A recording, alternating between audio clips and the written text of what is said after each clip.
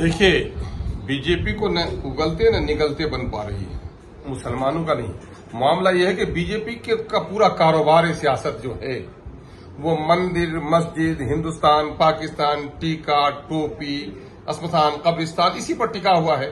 नमस्कार, मैं हूं सीमाब, आप न्यूज़ फॉर नेशन देख रहे हैं। जातीय जनगणना पर सर्वसम्मति के बाद आज कैबिनेट की मोहर लग गई। मुख्यमंत्री नीतीश कुमार की अध्यक्षता में आयोजित कैबिनेट की बैठक में यह फैसला लिया गया कि जल्द ही जातीय जनगणना कराई जाएगी और कल इस मामले को लेकर के 9 दलों के जो प्रमुख हैं वो मुख्यमंत्री के साथ सीएम सचिवालय में मीटिंग कर रहे थे। उसमें से एक अख्तरुल इमान भी थे जो ऑल इंडिया मजलिस इत्तेहादुल मुस्लिमीन के प्रदेश अध्यक्ष हैं। लेकिन जैसे ही मीटिंग खत्म हुई उसके बाद बीजेपी के प्रदेश अध्यक्ष संजय जायसवाल ने यह कह दिया कि जातीय जनगणना होनी चाहिए, लेकिन जो बांग्लादेशी है उन पर भी ध्यान होना चाहिए। उनका इशारा सियासी तौर पर किशनगंज की तरफ था और अख्तरुल इमान भी उसी इलाके से आते हैं। अख्तरुल इमान साहब, क्या मामला है? ये तो हमला जैसा है आप पर। देखिए, बीजेपी को न उगलते न निगलते बन पा रही है। बीजेपी नहीं चाहती थी कि जातीय जनगणना हो और इनके आका ने वहां पर जो ऑल पार्टी डेलीगेशन जब वजीर आजम से मिला तो वजीर आजम ने इस मामले में सोचने की यकीन दहानी कराई और यही यकीन दहानी थी कि इस मामले में कदम नहीं उठाने हैं। और मामला यह है कि आज इनको कसमसाते हुए भारी मन से भारी कदम से इस फैसले के साथ होना पड़ रहा है और अपनी मरकजी क़यादत के गोया मंशा के खिलाफ होना पड़ रहा है। हरचंद की उसकी भी इजाजत इनको मिल ही गई होगी।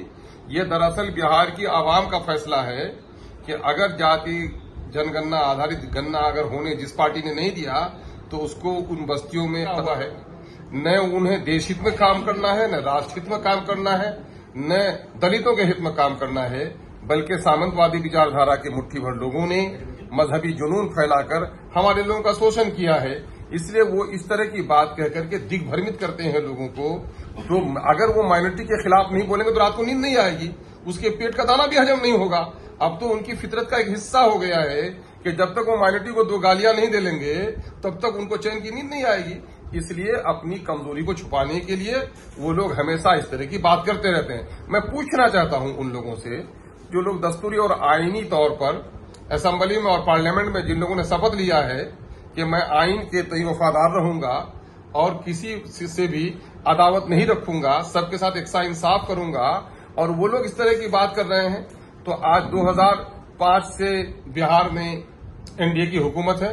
बताएं ये लोग खुद ही, कल तक महकमे जानवर के वजीर थे गिरिराज जी, आज ग्रामीण विकास के वजीर बने हुए हैं।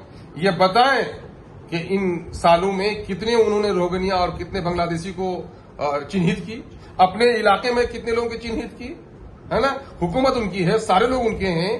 तो ये सिर्फ दिग्भ्रमित करने वाली बातें हैं, अपनी नाकामी को छुपाने वाली बातें हैं और कहीं न कहीं से दलितों और शोषितों को इस धार्मिक उन्माद के जरिए से उनके मसाइल से भटकाने की और पूरे देश में फैली है। मंडल कमीशन का नफाज की तहरीक भी यहीं से उठी थी और मैं समझता हूं कि जातिगत जनगणना की जो तहरीक उठती है बिहार से, उस पूरे देश में देखिएगा इसके लिए लोग उठ खड़े होंगे।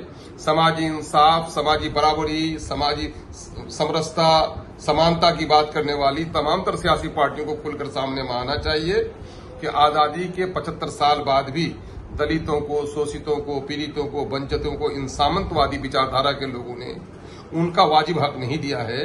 लोकतंत्र में जिसकी जितनी आबादी उसकी उतनी हिस्सेदारी। फिर लोकतंत्र में टैक्स के जरिए से हुकूमत चलती है, तो अगर टैक्स जनता देती है तो उसका आर्थिक, सामाजिक, शैक्षणिक विकास होना चाहिए। और जब तक जातीय जनगणना नहीं होगी तब तक नीतिगत कोई निर्णय नहीं लिया जा सकता है। इसलिए बेहतरीन फैसला हुआ है और मैं समझता हूं बिहार नहीं बल्कि इसके पूरे देश पर इसके दूरगामी असरात होंगे। ये तो जात आधारित जनगणना है, लेकिन निशाने पर मुसलमान ही क्यों है? गिरिराज सिंह ने भी कहा कि मुसलमानों की गणना होनी चाहिए। मुसलमानों का नहीं, मामला यह है कि बीजेपी का पूरा कारोबार है, सियासत जो है वो मंदिर, मस्जिद, हिंदुस्तान, पाकिस्तान, टीका, टोपी, अस्पताल, कब्रिस्तान, इसी पर टिका हुआ है। न उन्हें देश हित में काम करना है, न राष्ट्र हित में काम करना है, न दलितों के हित में काम करना है, बल्कि सामंतवादी विचारधारा के मुट्ठी भर लोगों ने देर हो सवेर हो।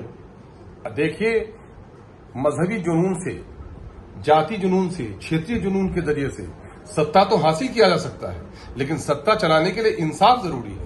तो सत्ता ये तो चला नहीं पा रहे हैं, आज नहीं कल इनका तो हशर होना ही है। अरे कम्युनिस्ट की इतनी बड़ी तहरीक उठी थी और यह वक्त हुआ कि लेनिन के कब्र को भी पनाह नहीं मिली। तो ये लोग जो आज इस जोम में मुब्तला हैं तो कल इनको पनाह नहीं मिलेगी जब इनके लोगों को होश ठिकाने लगेंगे कि मेरे रगों से तो खून निकाल लिया पेट्रोल और डीजल की कीमत बढ़ाकर।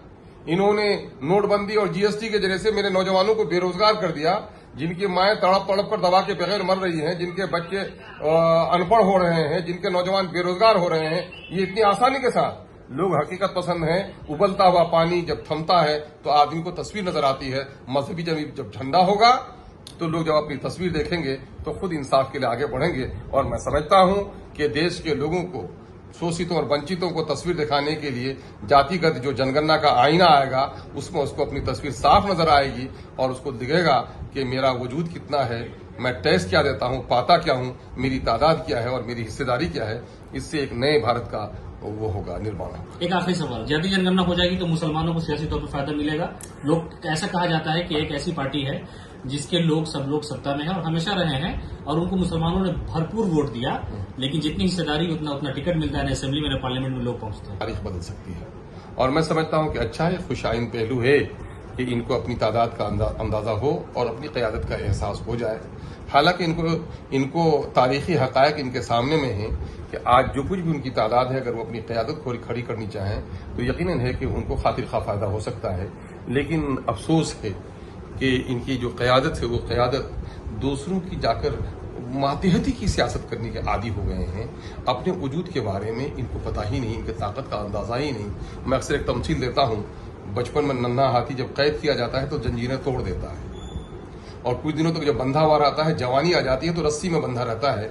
उसके दिमाग में एक बात दाखिल हो जाती है कि साहब मैं नहीं तोड़ सकता। हालांकि ताकत कई गुना ज्यादा हो जाती है, लेकिन कभी कभी उसमें से जब कोई हाथी पागल हो जाता है तो रस्सी नहीं बस्ती को तोड़ डालता है।